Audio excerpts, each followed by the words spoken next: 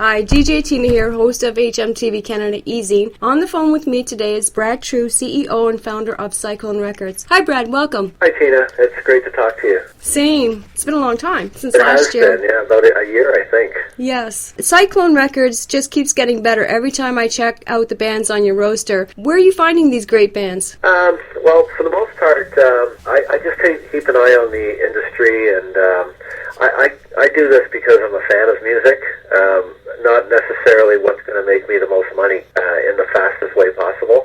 So I always look at bands that really have a strategy in terms of developing a sound for themselves, and they have a business philosophy that's going to give them some longevity and develop a presence in the industry. So I keep an eye on lots of things going on, and for the most part I just go to the bands that appeal to me on a personal level, and then we start discussions there and just see what works and what doesn't work. 1234 is one of them. 3 minutes in listening to their music, I bought their album immediately. And there are many more albums on my wish list I will be grabbing soon from Cyclone Records. That's great. Oh yeah. Can you tell us about the supergroup of high-profile artists that you're managing currently? That's a huge part of our Canadian history. Well, I grew up in the 70s and 80s was when I really started to get into music, and I was a fan of a lot of the acts that were Canadian at the time and making a name for themselves, like Moxie, the Killer Dwarfs, Santers, Lee Aaron, Gatto, Teenage Head, like all those kind of bands were really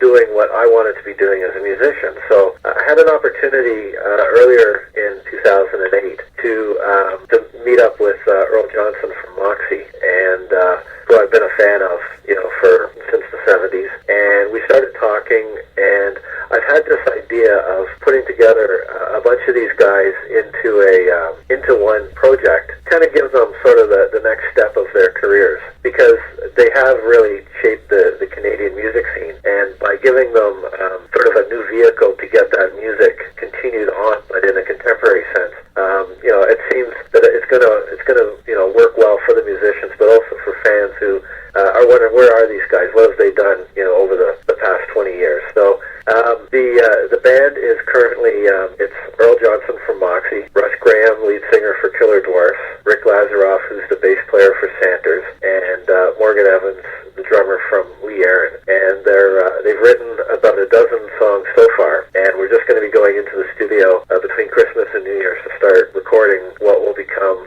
their first album. Can you tell us about your contest, be part of Canadian history, and how fans can get involved and win prizes? Well, surprisingly, the easiest part of getting the band together was meeting up with the musicians, pitching the idea to them, and everyone came on board really quickly. And the biggest challenge has been coming up with a name for the band, because it's a new sound, because all these guys kind of have their own signature style. So when you put it into that melting pot, it comes out with a life of its own. But also, there's so many bands out there, and have been out there for so many years, that trying to find a unique name that hasn't been used in the past, but also defines what the band is all about, is a challenge. So we started a contest, involved as many people as we could to submit names for the band, and in doing so, they can win. There's cash prizes. There's a meet and greet with the band. Win the CDs, any merchandise, that kind of thing. So the way that people can submit their names, name suggestions, is through info@cyclonerecords.ca. I noticed Cyclone's list of retailers has grown huge. Pure Tracks, Walmart, Ami Street, Nokata Music, Pass Along, Shockhound, Spirofog, Music Fan, Yahoo, iMesh. Cyclone's catalog is included in a massive promotion by Amazon.com and Pepsi to sell giveaway music in exchange for Pepsi points. How does this music exchange for Pepsi points work? Well, I think a lot of people have seen that CDs are on the way out. The big retailers like Sam the Record Man is gone now, and store chains like Sunrise Music they're closing a lot of their stores, and the big box retailers are really the only ones that are surviving. But even they are diversifying and really narrowing down their CD catalogs to about 100 of the biggest titles. So for the smaller artists to get recognized and be able to get their CDs out there becomes harder and harder. So the online distribution is really the way to go. But with that, there's a lot of inherent problems free if they can find it in the right location. So the other part of the challenge is the biggest music consumption audience right now is people like teens, 15, right up to young adults about 25 years old.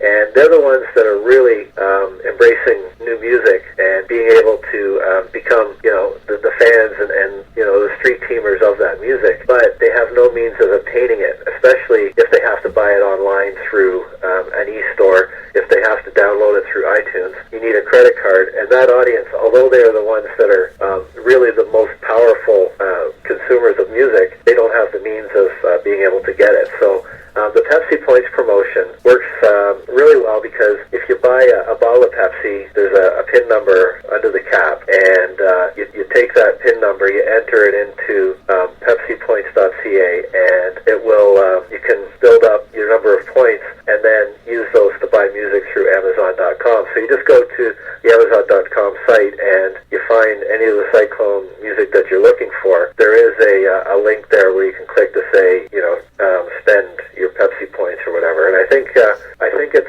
5 points for every lid from a bottle of Pepsi, and I think it's actually 25 points to buy a song. So 5 bottles of Pepsi translate into essentially a free song through Amazon.com. What holds true about the music industry is that when the bands go on tour, they're able to sell a lot of CDs and merchandise. But do you find the music industry very diversified at the moment, from the buying of music online and the buying of CDs and iTunes?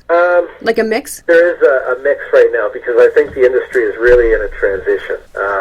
So it depends because, from the Cyclone perspective, a lot of the artists that I have on the label are from back in the 70s and 80s. So that fan base, as they grow up, they're financially a lot better shape than they were when they were teenagers and stuff. But they're in their 35, 45, 55 years old, and they still like to hold that CD. They haven't really got their head around the fact that you can own music but not see it and hold it. So CDs in that respect work really well, there. But also moving forward with the new technologies of MP3 players and just streaming music through websites and stuff like that, the newer audience are enjoying the digital technological aspects of it. Seems like most bands are taking up the tour cost factor share when it comes to playing throughout the USA and Canada and abroad. And is it these concerts that are awesome? Because instead of seeing one band, we see a group of artists playing all at once. Do you think the cost share factor for bands is going to be a fair marketing strategy plan in the future? I think it definitely, you really hit the nail on the head when you said the cost sharing factor, because, as music becomes more and more disposable and more readily available for free through legal downloading and, file sharing and stuff like that, we really lose the ability to earn an income from that. So touring becomes more and more important, which means that a lot more bands are going to be getting out on the road. But having said that, the costs are always still going to be there. And by getting a lot of bands together to go out on the road together, you definitely do share the costs. And also you're giving a greater added value to the fans as well. We've seen examples of this pass through this year through Ozfest, Metal Mayhem, and other fantastic great acts at the Molson Amphitheater, like the Guess Who and Kim Mitchell play together. Can you tell us about the sweet deal you have going for bands currently? What it is, I do all my pressing of CDs through Sony, and I've been with them for about a year now, I guess, maybe a year and a half. I was using some other manufacturers in the past that were, they did serve their purpose at the time, but Sony really is kind of like the creme de la creme of manufacturing plants, because all their major artists that they process go through there, so the quality is really assured. Nothing leaves there without it really being as good as it can possibly be. So what I'm doing is I'm offering access into the Sony manufacturing plant for independent artists that they can take advantage of the rates that I have, which aren't accessible to the public, and to be able to press their CDs and really just get them out there to be heard and stuff like that. Because in a lot of cases, cost is a real obstacle for bands. So I don't ever want to be that stand in the way of a band being able to be heard. So this deal that I'm offering, it's a means for a band to do about 1,000 CDs with full color artwork and a barcode shrink wrap, basically retail ready for $1,259, which by far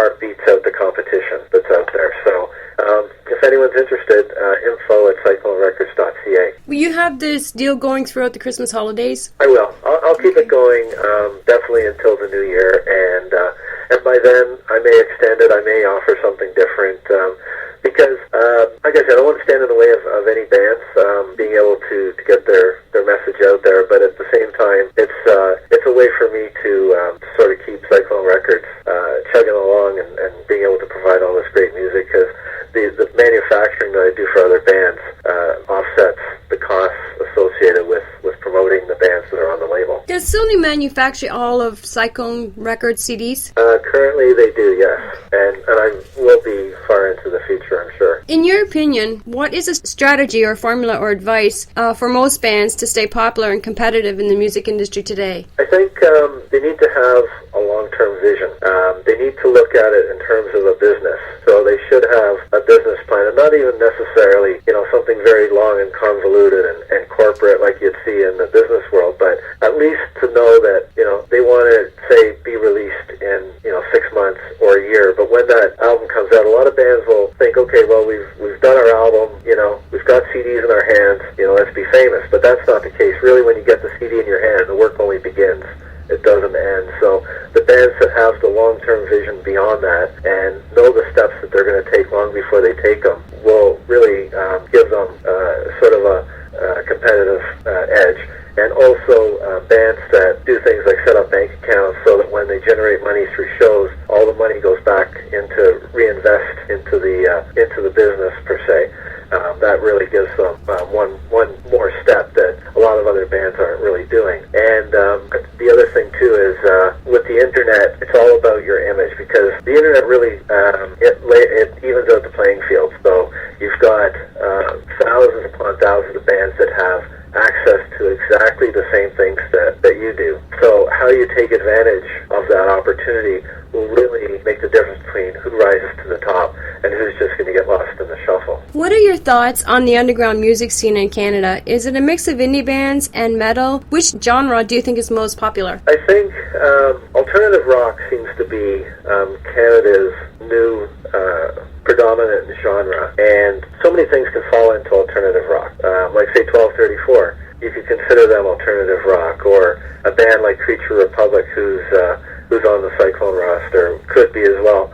And it seems to be a sort of a generic name that if you're not rock and roll or rockabilly or southern rock, everything sort of gets grouped into that.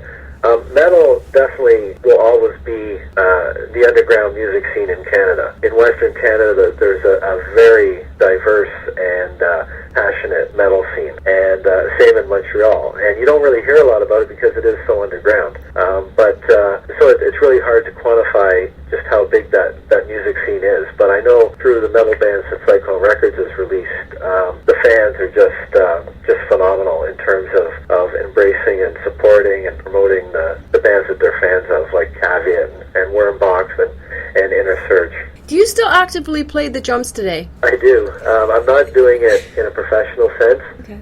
Like I said at the beginning of the interview, I do this because I'm a fan of music. So I started playing drums in 1980, which really, sort of the, short version of the long story is, I started playing drums in 1980, and around 1985-86, I wanted to be released on an album, and didn't really have the means to do that. We tried to get a major record deal, and we had some interest, but it just wasn't happening fast enough for us. So I formed Cyclone Records at that time to release my own stuff. But today, I just do it as a passion, and a lot of people are still bugging me to get up and play, at a lot of the things that I go out to. So I'm sure I will get back into it actively someday in a professional sense. But right now, I'm just focusing on the business side of it. What bands have you collaborated with in the past playing the drums? I've played in a whole ton of bands, and a lot of sort of well-known musicians and stuff, just sort of in a friendly sense. But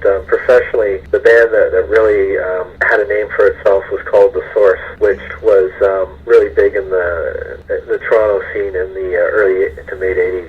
And we got a lot of press and a lot of airplay and stuff. But as bands go, a lot of the personal differences got in the way, and although we were we're approaching it in that business sense I mentioned earlier with the bank accounts and business plans and stuff. If people just can't get along, it's not going to last too long. So unfortunately, it went by the wayside. But the end result is I ended up with Cyclone Records, which I still have going today. How did your show go for the Cancer Society fundraiser event in Whitby, Wingshot? Did you get a great turnout of fans attending? Actually, that was the first fundraiser event of its kind that I had put together, and I had some great support by Brian Gagnon, who he was giving me a lot of side support and doing a lot of the legwork and stuff. And another guy, Dwayne Keys, organized a lot of the bands to attend. So in the end, we ended up with 13 or 14 bands playing from 1 p.m. right through to 2 a.m. So logistically, it was really tough to get that many bands showing up and up on stage. But I mean, the bands were just phenomenal, both in their attitude and dedication, and musically as well. It was a really good show of the music. But as far as the fans attending, we had a full house for most of the night, and generated a lot of money, and a lot of people won prizes. And I'm going to do it again, definitely. I've started talking to Brian about doing some. We're just brainstorming on how we're going to do it next, and because we made mistakes, there's no doubt about that, and things that we'd like to do differently next time to make it bigger and better. We're definitely going to use those ideas, and we'll see how it goes. Are you supporting any other charities or organizations in Canada? We have done some work, Hollywoods in particular.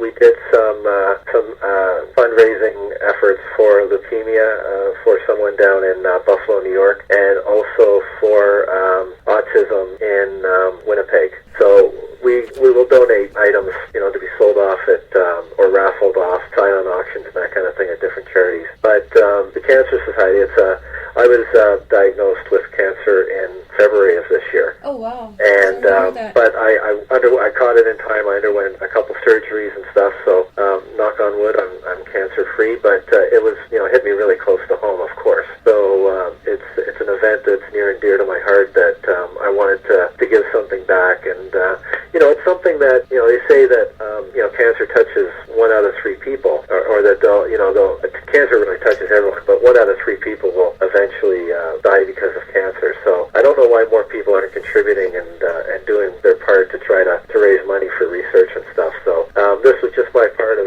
doing what I can with the resources I had to get some money for funding and stuff. So like I say, I'm working on the next one, and I'm sure it's going to become an annual thing with me, where I just keep doing whatever I can and hope that other people will step up to the plate as well and do what they can. I really dig the services Cyclone Records has to offer the band: CD compilation, CD duplication, CD replication, distribution, DVD authoring, graphic design, mastering, photography, promotional items, security, consultation, which is the main reason why I refer a lot of bands to check out your website at www.cyclonerecords.ca. But do the bands have to be signed to Cyclone Records to access these services? No, those services are available to any of the bands out there, because when I started out, I was faced with the challenge of any band. Even though I was a record label, I didn't have promotion, I didn't have distribution, I didn't have replication services. So I mean, really, my hands were tied for the most part, and I had to go out and I had to sort of pound the pavement to try to get all those things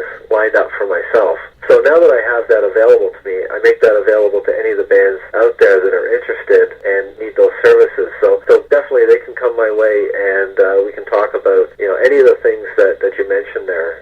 In particular, the CD replication, the distribution, promotional merchandise items, all that kind of stuff that is really hard for your day-to-day up-and-coming band to access. I have them, so all you have to do is ask, and we'll go from there. Are Cyclone Records endorsed with any music companies? No, I do everything independently, and I just, I looked at doing, sort of diversifying and stuff, but I like to keep things pretty close to home. What's your criteria for taking in new bands? What do you look for? Firstly, great talent, and, that's 2 words, right? Great talent, but that's sort of a bigger challenge than you would consider, because there's so many great bands out there, and so much passion, and so many people that are sharing their ideas, and with the technology these days, for a band to sound really, really good is a lot better than it was, say, 20 years ago, because now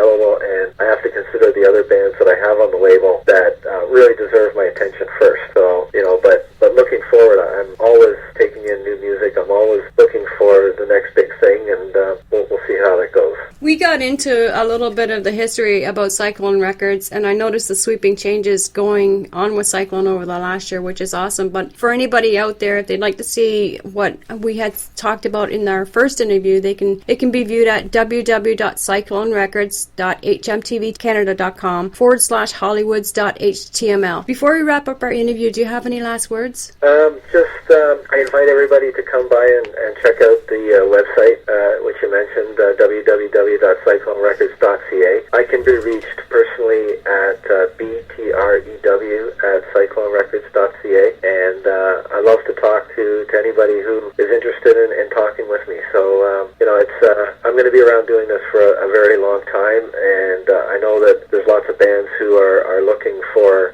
some direction, and I'd gladly do what I can to help them along. You have a MySpace? Yeah, it's myspace.com/CycloneRecordsCA. And you got our site as well at hmtvcanada.com.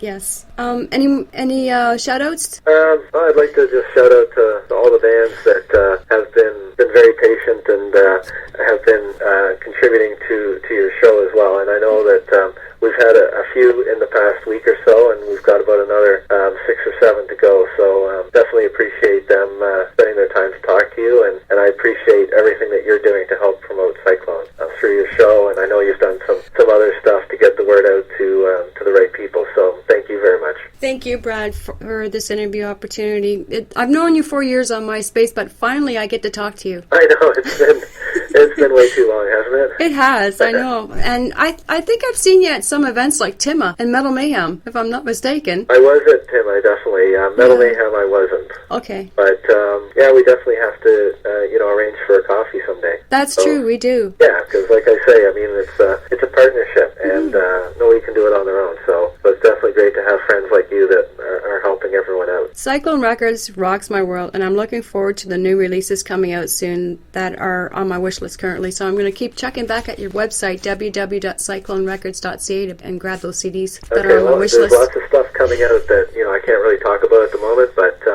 I'm always excited about the next big thing. So there will be some good stuff coming out in the very near future. Thank you, Brad. Thank you.